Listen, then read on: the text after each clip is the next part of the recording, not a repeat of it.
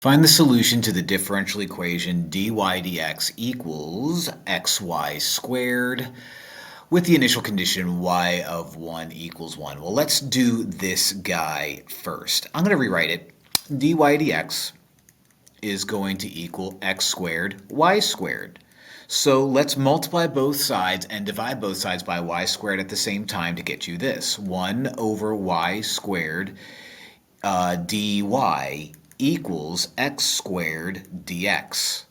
Let's rewrite this guy one more time. Y to the negative 2 dy equals x squared dx.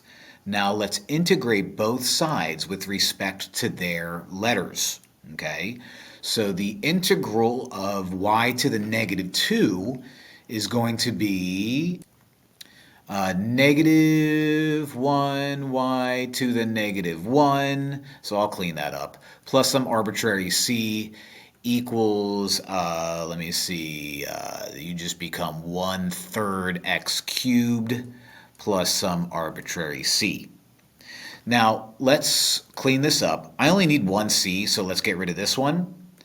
Let's write this out as negative 1 over y equals 1/3 x cubed plus c. Now, in the last section, I would have stopped. Well, no, I wouldn't have stopped right here. I would have solved for y, but I would have almost stopped right here. What I know is we have an initial condition of the point 1, 1, which is an x and a y value. So what I can do is I can find out what c is depending on those points and then go from there. So I have, let me see, negative 1 over my y value, which is 1, is going to equal 1/3 1 cubed plus c. Negative 1 equals 1/3 times 1 plus c. Subtracting 1/3 from both sides gets me negative 4/3 equals c. So putting this all together, okay, I have, let me see, I have negative 1 over y equals 1/3 x cubed minus 4 over 3. Let's make this solved for y, make it better. Since both of these are over 3, what I can do is I can rewrite this guy. And let me do this. Let me rewrite a lot. Negative 1 I'm going to put on the entire top. I'm going to put y on the bottom. Okay, I'm going to rewrite this guy as, let me see, 1 x cubed minus 4 over 3. Let's multiply both sides by y. Or we could just crisscross apples. No, let's multiply both sides by y. Right? Multiply both sides by y. And while I'm at it, divide that entire fraction. So what that will do is that will give us negative 3 over x cubed minus 4. Ugh. I don't like that at all. Not one bit. But that's how you do it.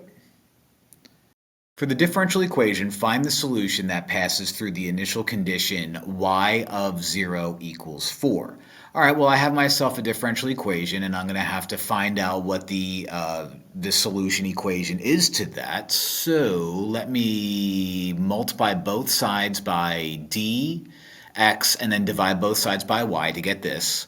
1 over y dy equals cos x dx. I'm going to integrate both sides like so.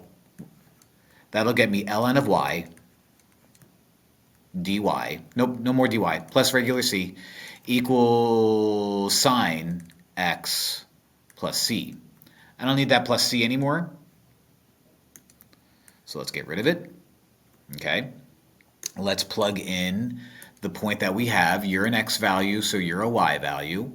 Okay, so if I plug in 0, sine of 0 is 0, so I have plus c, and ln of 4 is just ln of 4. Okay, so c is going to be ln of 4. So the equation that I come up with when I take u and put them together is ln of y, right, ln of y equals sine x plus ln of 4. Let's do this. Let's subtract ln of 4 from both sides to get this. Ln of y minus ln of 4 equals sine x. These two combine to make ln of y over 4 equals sine x. If I e to the both sides, that allows y over 4 to drop down, and I have e to the sine x. And if I multiply both sides by 4, I end up with 4e to the sine x. This is going to be b. Isn't that neat? Isn't that something? One of Mr. Thompson's calculus students attempted to solve the differential equation with the initial condition y equals 3 and x equals 0. In which step, if any, does an error first appear? All right, so what did they do first? They decided to divide by y and then multiply both sides by 2x. So far, I don't see any issue. Let me show what I would do. That would make it 1 over y dy equals 2x dx. And then they integrated that. All right, so far, check. U become ln of y, or they like to put the absolute value around it, which is perfectly acceptable, equals, what would that be? X squared, regular x squared plus c. Okay, check.